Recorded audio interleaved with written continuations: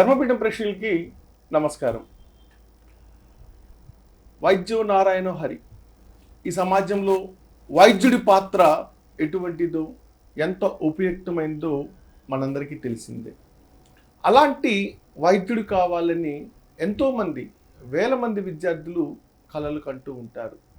ఎప్పుడైతే ఈ వైద్య విద్యకి కొన్ని దశాబ్దాలుగా డిమాండ్ పెరిగిపోయిందో, దానికి సంబంధించి ఆయా రాష్ట్ర ప్రభుత్వాలు ఆయా వైద్య కళాశాలలో ప్రవేశాలకి ఒక పరీక్ష నిర్వహిస్తూ వస్తున్నాయి. గతంలో ఎంసెట్ అనేవాళ్ళం, ఈ మధ్య దానిని నీట్ అని చెప్పి మనం సంబోధించుకుంటున్నాం. పేరేదేమైనా పిల్లలు మెరిటోరియస్ వాళ్ళని, అంటే ఎవరైతే బాగా మంచి ర్యాంకులు సాధించుకుంటారో అలాంటి వారికి మాత్రమే ఈ మెడికల్ విద్య, వైద్య విద్య అనేది అందుబాటులోకి తీసుకురావడం జరిగింది. విపరీతమైన పోటీ. నిజం చెప్పాలంటే కోట్లాది రూపాయలు వెచ్చించి ప్రైవేట్ మెడికల్ కాలేజీలలో డొనేషన్తో విద్యార్థులు చదివేటువంటి వారు కూడా ఉన్నారు. అయినా కానీ ఈ రోజున మెడికల్ కాలేజీకి ఆ సీట్లు పొందటానికి ఆ విద్యార్థులు, వాళ్ళ తల్లిదండ్రులు పడుతున్నటువంటి అగచాట్ల మీద ఎన్నో పోరాటాలు చేసి మరి ఈ సమాజానికి వైద్య విద్యార్థుల కోసం ఎంతో న్యాయం చేసినటువంటి పోరాట యోధుడైనటువంటి డాక్టర్ ఆలా వెంకటేశ్వర్లు గారు, వీరు ఇప్పుడు ఏపీ మెడికల్స్ పేరెంట్స్ అసోసియేషన్కి రాష్ట్ర అధ్యక్షులుగా కొనసాగుతున్నారు. అంతేకాదు గతంలో ఆంధ్రప్రదేశ్ హైకోర్టు ద్వారా ఒక కమిటీకి వారు సభ్యులుగా వ్యవహరించి దాని నివేదికను అందజేయడం ద్వారా మెడికల్ విద్యార్థులందరికీ కూడా ఎంతో న్యాయం చేశారు. అలాగే ఈ మెడికల్ అడ్మిషన్లపై జరుగుతున్నటువంటి అవకతవకలని ఏ ఏడాదికి ఆ ఏడాది ఆయన ప్రశ్నిస్తూ సుప్రీంకోర్టులో కూడా పోరాటం చేసి ఎంతోమంది విద్యార్థులకి అవసరమైనటువంటి న్యాయపరమైనటువంటి జీవోలు తెప్పించడం ద్వారా పేద విద్యార్థులకి వారికి న్యాయం చేసినటువంటి మహానుభావులు. అలాంటి డాక్టర్ ఆలా వెంకటేశ్వర గారితో మనం నిజంగా ఈరోజు ముచ్చటించుకోవటం ఈ వైద్య విద్యార్థులకైతే కనుక నిజంగా ఎన్నో విషయాలని వారి ద్వారా రాబట్టుకోవటం నిజంగా అదృష్టదాయకం. డాక్టర్ గారు నమస్కారం అండి. నమస్కారం అండి. సార్, మెడికల్ విద్యకి అంటే వైద్య విద్యకి ఎంత డిమాండ్ ఉందో వైద్యులుగా మీకు, అలాగే ఎన్నో రోగాలతో సతమతమవుతున్నటువంటి, ముఖ్యంగా మహమ్మారి కరోనా తర్వాత అసలు వైద్యుడే దేవుడు, ఇంకా ఆరోగ్యం ఉంటే ఇంకా చాలు, ఇంక ఈ ప్రపంచంలో ఏమీ అవసరం లేదనుకునేటువంటి సమాజం ఇప్పుడు వైద్యానికి ఎన్ని లక్షలైనా ప్రాణాలు అంటే ఆస్తులు అమ్ముకొనైనా వైద్యం కోసం పరుగులు పెడుతున్న ఈ రోజుల్లో బాగా డిమాండ్ పెరిగిపోయినటువంటి వైద్య విద్యకి ఏంటి ఎన్నో గొడవలు, నిత్యం పేపర్లో వార్తలు, ఆ పరీక్షలు ఒక చోట లీక్ అయిందని, ప్రభుత్వాలు లీక్ కాలేదని చెప్పి మళ్ళీ మేము కొంతమందిని పట్టుకున్నాం, విచారణ చేస్తున్నాం అని. ఇది ఒక రాష్ట్రానికి, గతంలో ఒక కాలేజీకి పరిమితమైనటువంటి సీట్ల విషయం ఈ రోజున రాష్ట్రాలు దాటి దేశవ్యాప్తంగా ఒక పరీక్షగా, ఆ దేశవ్యాప్త పరీక్షలో ఎన్నో అవకతవకలని అసలు ఎంత గందరగోళంగా తయారైపోయింది.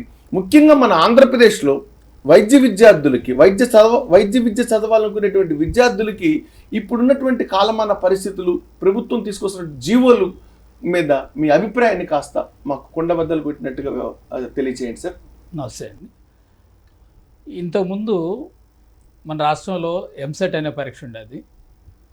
దానివల్ల బైపీసీ విద్యార్థులు ఎంబీబీఎస్లో జాయిన్ అవ్వాలంటే ఆ కాలంలో అనేక పరీక్షలు రాయాల్సి వస్తుంది. ఒకటి మన రాష్ట్రానికి సంబంధించింది ఎంసెట్, అట్లానే కర్ణాటక టెస్టులు రాయాలి, అట్లనే కొన్ని డీమ్డ్ యూనివర్సిటీస్ పెట్టే టెస్టులు రాయాల్సి వచ్చేది, తమిళనాడు పెట్టే టెస్టులు. కాబట్టి పిల్లలు అనేక టెస్టులు, దాదాపు 10-15 రకాల పరీక్షలు రాయాలి. ఏ రాష్ట్రానికి వెళ్ళి చదవాలంటే పాపం ఆ రాష్ట్రమే కాదండి, అందులో ఒక డీమ్డ్ యూనివర్సిటీ చదవాలంటే మళ్ళీ ఆ కాలేజీ పరీక్ష కూడా రాయాల్సి వచ్చింది. ఆ ఫీజులే కాదు, మళ్ళీ అక్కడికి వెళ్ళి పరీక్షలు రాయటం కోసం ఎన్నో లక్షల రూపాయలు ఖర్చు పెట్టాల్సిన, టైం వేస్ట్ అవుతుంది, ధనం వేస్ట్, అన్ని రకాల ప్రాబ్లమ్స్ వచ్చాయి. అటువంటి టైంలో మన్మోహన్ సింగ్ గారి మంత్రివర్గంలో పనిచేసినటువంటి కపిల్ సిబాల్ గారు ఏంటంటే ఈ సమస్యలకి ఓ పరిష్కారం నేషనల్ వైడ్గా ఒకే టెస్ట్ పెట్టేసి దాని ద్వారానే రిక్రూట్ చేసుకుంటే ఈ సమస్యలు ఇన్ని పరీక్షలు రాయాల్సిన అవసరం ఉండదు కదని చెప్పేసి నీట్ అనే కాన్సెప్ట్ ఆయన తీసుకొచ్చారు. Very good. దాన్ని ఆ తర్వాత ఏంటంటే ఇప్పుడు ప్రస్తుతం ఉన్న ప్రధానమంత్రి గారి హయాంలో 17, 18 ఆ ప్రాంతం నుంచి ఇది పూర్తిగా అమల్లోకి వచ్చింది. అయితే దీనివల్ల ఏంటంటే దేశవ్యాప్తంగా విద్యార్థులు నీట్ రాసినట్లయితే ఆ ఒక్క పరీక్షతోటి ఎయిమ్స్ కానివ్వండి, జిప్మర్ కానివ్వండి, ఆ తర్వాత అదర్ స్టేట్స్లో ఉన్నటువంటి ఏఐక్యూ అంటాం ఆల్ ఇండియా కోటా ఆ సీట్లో కానివ్వండి జాయిన్ అయ్యేదానికి, ఆ తర్వాత మన రాష్ట్రంలో ఉన్నటువంటి సీట్లో జాయిన్ అవ్వడానికి కూడా కేవలం ఒక్క పరీక్ష ద్వారానే సాధ్యమవుతుంది అనమాట. ఒక విధంగా చెప్పాలంటే చాలా ఒత్తిడి తగ్గిందండి. నీట్ వచ్చిన తర్వాత పిల్లలకి ఒత్తిడి అనేది తగ్గింది. అది ఒక విధంగా మంచి ఆలోచన అనమాట, దాన్ని ఆహ్వానించాలి. ఒత్తిడి తగ్గటం అంటే వాళ్ళు ప్రయాణం చేయడానికి లేకపోతే వివిధ పరీక్షలు రాయడానికి ఆ పరీక్షలకి ఫీజులు కట్టి ఎంట్రన్స్ చూసుకొని అట్లాంటి మాత్రం తగ్గింది. అది తగ్గింది. మరి నిజానికి వీరు ఒకే పరీక్ష ద్వారా నీట్ అనేటువంటి దాన్ని ఎదుర్కొని ర్యాంకు సాధించుకోవడం ద్వారా వీళ్ళు మేలు పొందుతున్నారా? నిజంగా మన ఆంధ్రప్రదేశ్లో ఉన్న సీట్లని వీళ్ళు ప్రయోజనం కలిగించుకుంటున్నారా? లేకపోతే మన రాష్ట్రంలో ఉన్నటువంటి సీట్లని ఇది ఆల్ ఇండియా టెస్ట్ అయినప్పుడు మన రాష్ట్రంలో ఇతర రాష్ట్రాల విద్యార్థులు కూడా ర్యాంకు సాధించుకోవడం ద్వారా వాళ్ళు పొందే అవకాశం ఉంటుంది. దీనివల్ల ఏమైనా నష్టం జరుగుతుందా? న్యాయమా అన్యాయమా నీట్ వల్ల? అది మొదట్లో ఇది మనకు ఉపయోగపడవచ్చు లేకపోతే మనకు అన్యాయం జరగవచ్చు అనే భావన మనకు ఉండేదండి. నీట్ వల్ల ఆంధ్రప్రదేశ్ విద్యార్థులు జాతీయ స్థాయిలో అందరితోటి పోటీ పడగలరు కాబట్టి వీరికి ఎటువంటి పరిస్థితుల్లో ఎటువంటి నష్టం ఉండదనే భావన ఆంధ్రప్రదేశ్లో ఉన్నటువంటి విద్యావంతులందరికీ ఉండేది. అయితే రాను రాను అది తగ్గిపోతూ వస్తుంది. నీట్ పెట్టిన మొదటి కొద్ది సంవత్సరాలు, మొదటి 2-3 సంవత్సరాలు తీసుకుంటే తెలుగు విద్యార్థులు ఆంధ్రప్రదేశ్ కానివ్వండి, తెలంగాణ విద్యార్థులు కానివ్వండి తీసుకుంటే దాదాపు నేషనల్ లెవెల్లో మంచి ర్యాంకర్స్లో అంటే 50,000 లోపు ర్యాంకర్స్లో దాదాపు 10-11% ఉండేవాళ్ళండి.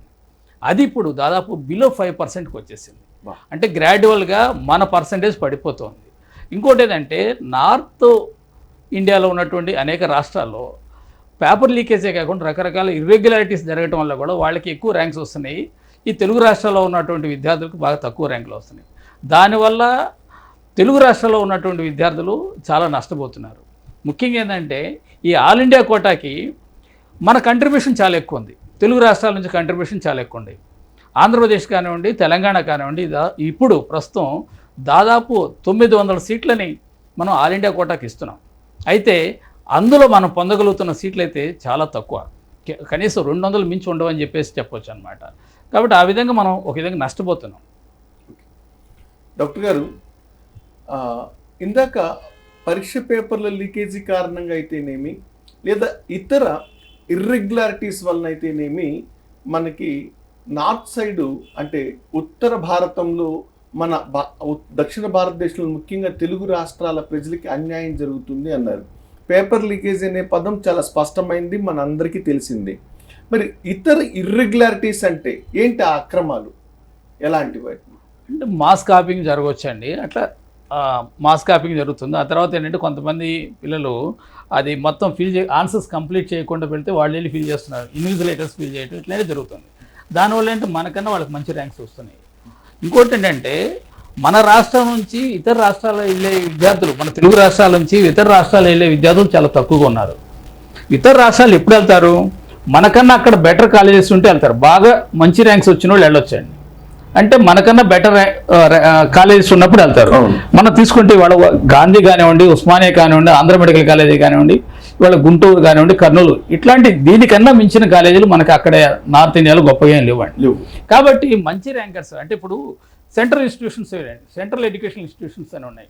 ఎయిమ్స్ కానివ్వండి, తర్వాత జిప్మర్ కానివ్వండి, బెనారస్ హిందూ యూనివర్సిటీ, ఇట్లాంటివి ఇవి దేశంలో ఉన్నట్టు అన్ని రాష్ట్రాలు విద్యార్థులు దానికి ఎలిజిబిలిటీ ఉంటుందండి. నేను చెప్పేది అంటే all India AIQ all India quota అనమాట. అందులో ఏంటంటే మనం 15% కంట్రిబ్యూట్ చేస్తే మనం అందులో పార్టిసిపేట్ చేసేదానికి అవకాశం ఉంటుంది అనమాట. ఇట్లా కంపల్సరీ వాళ్ళ ప్రతి రాష్ట్రం కూడా 15 వాళ్ళకున్న గవర్నమెంట్ సీట్లో 15% కంట్రిబ్యూట్ చేయాలి. దానికి వాళ్ళు పోటీ పడేదానికి అవకాశం ఉంది. కాబట్టి మన వాళ్ళు ఏంటంటే ఇంతకన్నా బెటర్ కాలేజీ లేదు కాబట్టి మంచి ర్యాంక్స్ వచ్చిన వాళ్ళేమో బయటకు వెళ్ళటం లేదు. ఆ తర్వాత ఎవరు వెళ్తారు? ఇక్కడ సీట్ రాని వాళ్ళు వెళ్ళేదానికి అవకాశం ఉంది. అయితే ఇక్కడ సీట్ రాని వాళ్ళకి ఇంక దేశంలో ఎక్కడ సీట్ వచ్చేదానికి అవకాశం లేదు. అదేంటి? ఎందుకనంటే ఆంధ్ర తెలంగాణలోనే రిలేటివ్గా కాంపిటీషన్ చాలా తక్కువ ఉంది. ఎందుకంటే మనకు మెడికల్ కాలేజ్ చాలా ఎక్కువ ఉన్నాయి, ఇక్కడ కాంపిటీషన్ తక్కువ ఉంది. ఆంధ్రప్రదేశ్లో తీసుకుంటే మన ఏ రీజియన్లో దాదాపు ఓపెన్ కాంపిటీషన్లో 60,000 దాకా కూడా ఓపెన్ కాంపిటీషన్లో మనకు సీట్ వచ్చేదానికి అవకాశం ఉంది. అదే తెలంగాణ అయితే దాదాపు ఓపెన్ కాంపిటీషన్ 1,50,000 ర్యాంక్ వచ్చినా కూడా సీట్ వచ్చేదానికి అవకాశం ఉంది. కానీ ఆల్ ఇండియా కోటాలో 20ఏళ్ళ ర్యాంకుకే పూర్తిగా చివరి కాలేజీ సీటు కూడా అయిపోయే పరిస్థితి ఉంది. కాబట్టి మన వాళ్ళు ఇక్కడ సీట్ రాని వాళ్ళు దేశంలో వేరే చోట సీట్ వచ్చేదానికి అవకాశం లేదు. కాబట్టి మనం బెటర్ ర్యాంక్ వచ్చిన వాళ్ళు బయటికి వెళ్ళే అవకాశం లేదు, ఇక్కడ సీట్ ఉన్న వాళ్ళు బయటికి వెళ్ళేదానికి అవకాశం లేదు. కాబట్టి ఆల్ ఇండియా కోటాకి మనం ఏదైతే కంట్రిబ్యూట్ చేస్తున్నామో దాని నుంచి మనం పొందుతుంది మాత్రం చాలా తక్కువ. కాబట్టి మనం చాలా నష్టపోతున్నాం ఆల్ ఇండియా కోటా వల్ల. డాక్టర్ వెంకటేశ్వర్లు గారు, 2024 నీట్ పరీక్షలు పేపర్ లీక్ కాలేదని మొదట, ఆ తర్వాత మేము కొన్ని చోట్ల గుర్తించాం, కొంతమందిని అదుపులో తీసుకుని ప్రశ్నిస్తున్నాం, ఈ లీకేజ్ వ్యవహారంపై చర్య తీసుకోబోతున్నామని సంబంధిత శాఖ మంత్రి సంబంధిత అధికారులు కూడా ప్రకటించినట్టుగా కొన్ని వార్తలు మనం చూసాం, వార్తా పేపర్లలో కానీ లేకపోతే టీవీ మాధ్యమాల ద్వారా కానీ. ఎస్, మరి నిజంగా అది లీక్ అయితే ఎవరో 10 మంది మీద 11 మంది మీద చర్య తీసుకుంటే సరిపోతుందా? మరి ఆ తప్పుడు పనులు చేయటం కారణంగా ఎంతోమంది విద్యార్థులు అక్రమ మార్గంలో వారు ప్రవేశాలు పొందుతారు కదా. మరి వీరికి జరిగిన అన్యాయాన్ని దాన్ని ఈ ప్రభుత్వం ఎలా భర్తీ చేయబోతుంది అనేది మీ ఊహ? ఇప్పుడు బేసిక్ ఏంటంటే ఈ లీక్ అనవచ్చు, ఇంకా మాస్ కాపింగ్ అనవచ్చు, ఇంకేదైనా అనవచ్చు అండి. ఈ సంవత్సరం మాత్రం భారీ అక్రమాలు జరిగినది మాత్రం వాస్తవం. ఎందుకంటే గత సంవత్సరంతో పోల్చుకుంటే ఈ సంవత్సరం పెరిగిన అభ్యర్థుల సంఖ్య కేవలం 15%. లాస్ట్ ఇయర్ కన్నా ఈ సంవత్సరం 15% అభ్యర్థులు పెరిగారు. ఒకవేళ లాస్ట్ ఇయర్ కన్నా పేపర్ కొంచెం ఈజీగా ఉందనుకోండి, ఇంకో 20% యాడ్ అవుతాయి. అంటే లాస్ట్ ఇయర్ కన్నా బెటర్ ర్యాంక్స్ వచ్చేవాళ్ళు ఒక 40%, 50% ఉండొచ్చు లాస్ట్ ఇయర్ కన్నా పోల్చుకుంటే. అయితే ఈ సంవత్సరం జరిగినటువంటి విచిత్రం ఏంటంటే 720కి 600 మార్కుల పైన వచ్చిన వాళ్ళు 300% పెరిగారు. అది మామూలుగా స్టూడెంట్స్ పెరిగింది 15%, ర్యాంకర్స్ మాత్రం టాప్ ర్యాంకర్స్ అనమాట వాళ్ళు 300% పెరిగారు. కాబట్టి డెఫినెట్గా ఇర్రెగ్యులారిటీస్ అనేది జరిగినాయి. ఎక్కడ జరిగినది మనం అంటే ఇప్పుడు డేటా కనుక వాళ్ళు మొత్తం ఇచ్చినట్లయితే మనం మ్యాథమెటికల్గా కూడా దాన్ని క్యాలిక్యులేట్ చేసి చెప్పొచ్చండి ఎక్కడెక్కడ ఇర్రెగ్యులారిటీస్ జరిగినాయి. కాబట్టి ఇప్పుడున్న పరిస్థితుల్లో అంటే యాక్చువల్గా ఇక్కడ లీక్ అయిందనే సంగతి రెండో రోజు తెలిసినా కూడా ఏంటంటే ప్రభుత్వం దాన్ని కప్పెట్టేసేది. ఇప్పుడు త్వరగా అది ఎలక్షన్ రిజల్ట్స్ రోజే వీళ్ళు కూడా వీళ్ళు వేడిపోతుందని చెప్పేసి రిజల్ట్స్ డిక్లేర్ చేయటం, రకరకాల తప్పులు అయితే జరిగినాయి. అయితే ఇప్పుడున్న పరిస్థితులు ఏంటంటే మళ్ళీ ఎగ్జామ్ పెట్టడం అనేది అంత ఈజీ కాదండి. 24 లక్షల మందికి మళ్ళీ ఎగ్జామ్ పెట్టడం అనేది అంత ఈజీ కాదు. ఇంకోటి ఏంటంటే బాగా చదివిన విద్యార్థులు కూడా దీనివల్ల నష్టపోతారు. ఎందుకంటే ఈ 40-50 డేస్లో ఏంటంటే ఎవరైతే బాగా చదివారో మాకు ఇంకా హ్యాపీగా సీట్ వస్తుందని ఒక రిలాక్స్ అయిపోయి ఎవరు మళ్ళీ పుస్తకాలు పట్టుకొని ఉంటారు. ఇప్పుడు మళ్ళీ వాళ్ళని తీసుకెళ్లి పరీక్ష రాయించితే కనీసం మినిమం మార్కులు కూడా వచ్చే పరిస్థితి ఉండదండి. కాబట్టి ఇప్పుడు పరీక్ష పెట్టడం అనేది చాలా అన్యాయం కూడా ఒక విధంగా చెప్పాలండి. కాబట్టి వాళ్ళ చేయాల్సింది ఏంటంటే మన సీట్లు ఆక్యుపై చేయకుండా ఏ రాష్ట్రానికి ఈ నష్టాన్ని ఏంటంటే ఏ రాష్ట్రానికి ఆ రాష్ట్రం వరకు పరిమితం చేయాలి. ఇప్పుడు బీహార్లో జరిగింది అంతవరకు పరిమితం చేయండి, హర్యానాలో జరిగితే అక్కడే పరిమితం చేయండి అది.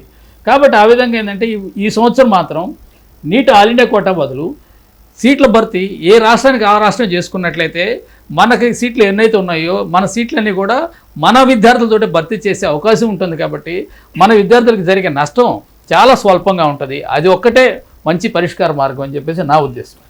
డాక్టర్ గారు, ఇప్పుడు ఒక చిన్న ప్రశ్న దీనికి సంబంధించి, ఈ రాష్ట్ర ప్రభుత్వము ఆల్ ఇండియా ఎగ్జామ్ ద్వారా నీట్లో ఉండాలా లేదా అని నిర్ణయం తీసుకునేటువంటి స్వేచ్ఛ ప్రభుత్వానికి ఉందంటారా? యాక్చువల్ లేదండి, ప్రభుత్వానికి లేదు. ఏదైనా కేంద్ర ప్రభుత్వం తీసుకోవాలి. ఎంటర్ అయిపోయిన తర్వాత మళ్ళీ బయటికి రావడానికి మన ఇష్టం లేదండి. కేంద్రమే నిర్ణయించాలి. అంటే ఈ డెసిషన్ అంటే చాలా కాలం నుంచి తమిళనాడు ఫైట్ చేస్తుందండి దాన్ని. మరి ఇందాక మనము మాట్లాడుతున్నప్పుడు ఉత్తర భారతదేశంలోని కొన్ని రాష్ట్రాల వారు కొన్ని అక్రమాలకి పాల్పడటం కారణంగా ఇలాంటి నీటిలో కొన్ని సంఘటనలు జరిగినాయి అని చెప్పుకుంటున్నాం. మరి మన విద్యార్థులు కూడా ముఖ్యంగా చూసినట్లయితే కొన్ని పత్రికల్లో మన చైతన్య నారాయణ కళాశాలలో ప్రకటించుకున్నటువంటి ప్రకటనలు చూసినట్లయితే 720కి 720 మార్కులు వచ్చినట్లుగా మనం గమనించాం. ఏంటి అంటే మరి మన పిల్లలు నెంబర్ 1 స్టూడెంట్స్ అనుకోవాలా, లేకపోతే ఆంధ్రప్రదేశ్కి కూడా అలాంటిది ఏమన్నా జరిగిందని భావించుకోవాలా? వాస్తవంగా అయితే ఈ సంవత్సరం ఏపీ విద్యార్థులకు వచ్చిన ర్యాంక్స్ చాలా తక్కువ అండి. గత సంవత్సరం తీసుకుంటే ఆంధ్రప్రదేశ్ విద్యార్థులు 11 మంది టాప్ 100 ర్యాంక్స్లో 11 మెంబర్స్ ఉన్నారు. ఈ సంవత్సరం కేవలం 4-5 మాత్రమే ఉన్నారండి. కాబట్టి ఈ సంవత్సరం మనకు తగ్గిన ర్యాంక్స్ అనేది. కాబట్టి ఇంకోటి ఏంటంటే మన వాళ్ళు ఎప్పుడు కూడా టాప్ ర్యాంకర్స్లో ఎక్కువ ఉంటారండి. తెలుగు విద్యార్థులు ఎప్పుడు కూడా అది ఐఐటి కానివ్వండి, ఇందులో టాప్ ర్యాంకర్స్లో ఎక్కువ మంది ఉంటారండి. ఆ తర్వాత మళ్ళీ పడిపోతుంది, కానీ మన గ్రాఫ్ టాప్ ర్యాంకర్స్లో ఎక్కువ ఉంటారు. ఎందుకంటే ఈ చైతన్య నారాయణ కాలేజీలు ఏంటంటే బాగా చదివే విద్యార్థులను ఒక గ్రూప్గా చేసేసి వాళ్ళకి బాగా తర్ఫీదు ఇస్తాయి. వాళ్ళు ఏదంటే ఆల్ ఇండియా ర్యాంక్స్ బాగా కొట్టగలుగుతారండి. మన గ్రాఫ్ తీసుకుంటే అంటే ఫస్ట్ 100లో బాగుంటారు, ఆ తర్వాత 1000కి వచ్చేసరికి కొంత తగ్గుతారు, 10,000కి వచ్చేసరికి బాగా తగ్గిపోతుంటారండి. అంటే ర్యాంక్స్ పెరిగే కొద్ది మన గ్రాఫ్ పడిపోతూ ఉంటుంది. అంటే కొద్ది మంది పిల్లల్ని బాగా ట్రైన్ చేస్తారు, మిగతా వాళ్ళని అయితే కనుక మమ అనిపిస్తారు. డెఫినెట్గా అట్లా జరుగుతుందండి. రాష్ట్ర వ్యాప్తంగా కేవలం కొన్ని చోట్ల మాత్రమే కొద్ది మందిని మాత్రమే వాళ్ళు బాగా తర్ఫీదిస్తారు వాళ్ళ సంస్థల మనుగడ కోసం. అంతేగాని ప్రతి విద్యార్థి మీద సమానంగా ఫోకస్ చేయటం, సమానంగా దృష్టి పెట్టడం, అందరికీ సమానంగా మార్కులు వచ్చేలాగా వాళ్ళని శిక్షణ ఇవ్వటం అనేది జరగటం లేదు. ఇది ఒకటి నిదర్శనం. అక్కడ కూడా అనేక సెక్షన్స్ పెట్టారండి, దానికి పేర్లు కూడా రకరకాల పేర్లు, కానీ ఒక్కొక్క దాని రేటు కూడా డిఫరెంట్ రేట్లు ఉంటాయి. ఒక్కొక్క బ్యాచ్కి ఒక పేరు పెట్టేసి ఒక్కొక్క రేటు వసూలు చేస్తుంటారు. ఇప్పుడు కాబట్టి పిండి కొద్ది రొట్టె అన్నట్లుగా డబ్బు ఇచ్చే కొద్ది పిల్లలకి 3వ తరగతి నుంచి ఐఐటీలని, నీట్ ప్రోగ్రామ్స్ అని చేస్తున్నారు కదా, ఏమైపోతుంది ఆ చదువు అంతా? పిల్లలు ఎందుకుని మరి ఆ స్థాయి నాణ్యతను అందుకోలేకపోతున్నారంటారు? నాణ్యతనే ఎట్లా చెప్పుకోలేదండి, అంటే అతనికి ఆ సబ్జెక్టు మాత్రమే నాలెడ్జ్ ఉంటుంది. ఇప్పుడు వాళ్ళు దాదాపు ఏంటంటే ఇప్పుడు లాంగ్వేజెస్ చెప్పట్లేదు. ఇప్పుడు రెసిడెన్షియల్ స్కూల్స్ కానీ కాలేజెస్ ఎవరు కూడా తెలుగు కానీ, ఇంగ్లీష్ కానీ, సోషల్ కానీ వాటిలో పాస్ అయితే చాలు, మీకెందుకు ఇవన్నీ, మీకు అనవసరం అని చెప్పేసి. అయినా కానీ 99 100కు 100 వచ్చేస్తుంది. ఈవెన్ 10th కూడా 600 మార్కులకి 596 మార్కులు వచ్చిందని చెప్పి మొన్న పత్రికల్లో చూసాం. అంటే కేవలం 4 మార్కులే తగ్గింది మొత్తం 6 సబ్జెక్టుల మీద. అంటే అన్ని 4 సబ్జెక్టులో 99 వచ్చి ఉంటాయి, మిగతా 100కు 100. ఏంటి అంటే కొంత పేపర్ ఈజీగా ఇవ్వటం, అది పేపర్ కరెక్షన్ కూడా లిబరల్గా చేస్తున్నారు అనేది అంతకి. ఇప్పుడు ఈ చిక్కుముడి వీడిపోవటానికి అంటే ఈ నీట్ అడ్మిషన్లు అనేవి, ప్రవేశాలు అనేవి విద్యార్థులకి ప్రశాంత వాతావరణంలో న్యాయబద్ధంగా జరగటానికి మరి ఏపీ మెడికల్ అంటే మెడిసిన్ చదివేటువంటి విద్యార్థుల పేరెంట్ అసోసియేషన్ తరఫున మీరు మీ కార్యాచరణని ఏం చేయబోతున్నారు? అంటే మేము ఒక రిప్రజెంటేషన్ ఇస్తున్నాం. ఈ సంవత్సరం వచ్చేసరికి ఇది ఆల్ ఇండియా కోట, ఈ సంవత్సరం దాదాపు ఏంటంటే ఏపీ కూడా పర్మనెంట్గా నీట్ ఆల్ ఇండియా కోటా నుంచి బయటపడితేనే మంచిది. దీనివల్ల మనం తెలుగు విద్యార్థులు ఏంటంటే ఎక్కువ నష్టపోతున్నారు. ఇంకొక ప్రాబ్లం ఏంటంటే నీట్లో యూజీ వచ్చేసి 15% మనం ఆల్ ఇండియా పూల్కి ఇస్తున్నాము. పోస్ట్ గ్రాడ్యుయేషన్ వచ్చేసి 50%, 50% మన సీట్లు ఆల్ ఇండియా కోటాకి. ఎందుకు ఇవ్వాలండి? ఎక్కడైనా కానీ ఫారిన్ అంటే నాన్ లోకల్ వచ్చేసి 15 ఇవ్వాలి కదా, పీజీలో ఎందుకు 50% ఇస్తారు? 50% ఎందుకు పెంచారు? అదే కేంద్రం ఆ రూల్ పెట్టిందండి. ఆ రూల్ పెడితే మనందరం యాక్సెప్ట్, మన అన్ని గవర్నమెంట్లు యాక్సెప్ట్ చేసినాయి. కాబట్టి ఇంకా మనం ఇస్తుంది అంటే 50% ఆల్ ఇండియా కోటాకి ఇస్తున్నాము, 50% మన స్టేట్ గవర్నమెంట్ ఫిల్ చేస్తుందండి.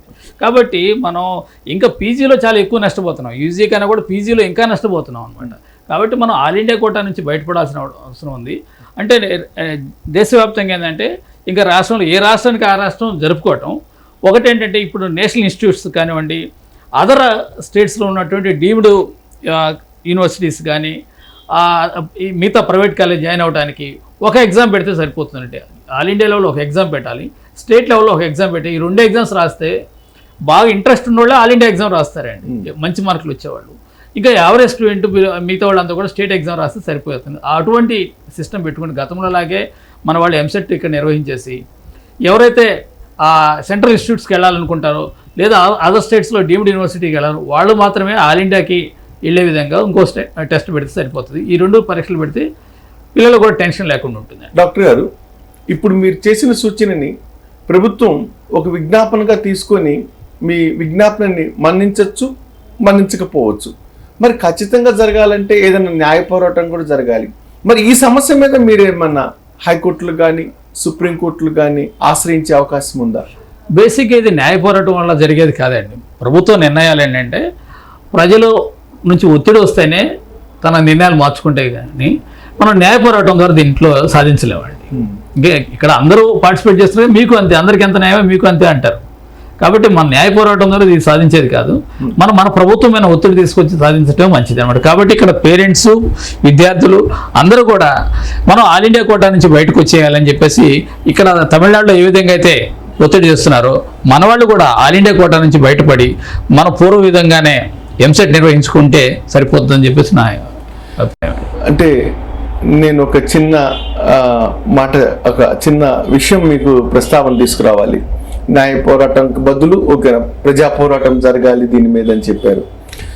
గత ప్రభుత్వాలు చేసినటువంటి అతి పోలీసింగ్ వ్యవస్థ, అంటే మనం ప్రశ్నిస్తే ఆ ప్రభుత్వం మనల్ని ఎక్కడ బంధిస్తుందో, మనకున్నటువంటి స్వేచ్ఛ హక్కుల్ని హరించేస్తుందో అనేటువంటి ఒక భయంతో బతికినటువంటి వీరు రాజీ పడటంతో ఆంధ్ర వాళ్ళు చాలా చాలా చాలా, అంటే ఆ గతంలో ఆ కమ్యూనిస్టులు కానీ లేకపోతే కాంగ్రెస్ వాదులు ఉన్నప్పుడు పోరాటాలు అనేవి అద్భుతంగా జరిగేవి. ప్రజా పోరాటాల ద్వారా మనకి అనుకూలమైనటువంటి పథకాలు ఎన్నో వచ్చిండేవి. ఇప్పుడు ఆ పార్టీలు ప్రభావం కోల్పోయాయి, పోరాడే నాదుడు లేకుండా పోయాడు. మరి ఇలాంటి సందర్భంలో ఒక అసోసియేషన్కి, ఏపీ మెడికల్ పేరెంట్స్ అసోసియేషన్కి రాష్ట్ర అధ్యక్షులుగా ఉండి మీరు పదవిలో అలంకారప్రాయంగా ఉన్నారు, కానీ నిజంగా పోరాటం చేసి ఒక ప్రభుత్వాన్ని నిలేసే యోధులు తల్లిదండ్రులు మీ వెనుక ఉన్నారా? బేసిక్గా పోరాటం అంటే ఏంటంటే ఇప్పుడు ఏదో ఆందోళన చేయాల్సినంత అవసరం కూడా లేదండి. మన యొక్క డిసాటిస్ఫాక్షన్ని, అసమ్మతిని ప్రభుత్వం ద్వారా, సోషల్ మీడియా ద్వారా తెలియజేసినా కూడా ప్రభుత్వం చేరుతుందండి. కాబట్టి ప్రజల్లో నోరు విప్పి చెప్పి మీలాగా ధైర్యంగా నోరు విప్పి చెప్పగలిగిన తల్లిదండ్రులు, విద్యార్థులు ఉన్నారంటారా? మనం ఇప్పుడు ప్రభుత్వాన్ని మనం ఏదో నిందించట్లేదు, ఎవరిని నిందించట్లేదు, వాళ్ళని తిట్టడం లేదు. అవును. కాబట్టి ఇది మనకి నష్టము, కాబట్టి మాకు న్యాయం చేయండి, మనం పాత పద్ధతిలోనే ఎంసెట్ పెట్టుకుందాం అనడంలో ఎవరికి భయపడాల్సినంత అవసరం లేదండి. అందులో అదేలేండి, అది అందరికీ మేలు జరుగుతుంది. ఇదేదో ఒక పార్టీకి సంబంధించింది కానీ ఇది కాదు కదా, అందరికీ, ప్రజలందరికీ మేలు జరుగుతుంది. అంటే ఇదే విధానాన్ని, అంటే ఏ రాష్ట్రానికి ఆ రాష్ట్రాన్ని భర్తీ చేసుకునే విధంగా కొనసాగించండి అని చెప్పేటువంటి ఒక డిమాండ్ని మొత్తానికైతే మీరైతే కనుక ఈ విధంగా అయితేనే మన మెడికల్ విద్యార్థులకి, ముఖ్యంగా లక్షలు కట్టి ఇప్పుడు దాకా పిల్లల్ని 10th పాస్ చేయించడంలో, ఇంటర్ పాస్ చేయించడంలో ఎంత కృషి చేశారో తల్లిదండ్రులు. అలాగే వైద్య విద్యను కూడా వారి చేత ఖచ్చితంగా పూర్తి చేయాలని చెప్పి ముఖ్యంగా పిల్లల కన్నా తల్లిదండ్రులు అహర్నిశలు వారు ఎంతైతే కృషి చేస్తున్నారో, వారు ఈ ఒక్క పోరాటం చేయడం ద్వారా మరింత మంది తల్లిదండ్రులు వారి పిల్లల్ని మరి వైద్యులుగా చూసుకునేటువంటి మహదవకాశం దక్కబోతుంది. మరి అది సాకారం కావాలంటే డాక్టర్ గారితో పాటు మీరు కూడా గలం విప్పాల్సినటువంటి సమయం ఆసన్నమైంది. ఏది ఏమైనా మీ అందరి తరపున ముఖ్యంగా వైద్య విద్యలో నాణ్యత కోసం, ముఖ్యంగా వైద్య విద్య కోసం ఆరాటపడేటువంటి విద్యార్థుల కోసం డాక్టర్ ఆలా వెంకటేశ్వర గారు చేసినటువంటి పోరాటానికి ఇట్లాంటి బాధిత తల్లిదండ్రులు, విద్యార్థులు అందరూ ఏకమవుతారని భావిస్తూ డాక్టర్ గారు మీకు కూడా మా ధర్మపీఠం మరి జై పలుకుతూ మీకు తోడుంటామని చెప్పి మేము కూడా మనఃపూర్వకంగా మేము తెలియజేస్తున్నాం. ధన్యవాదాలండి. నమస్తే సార్.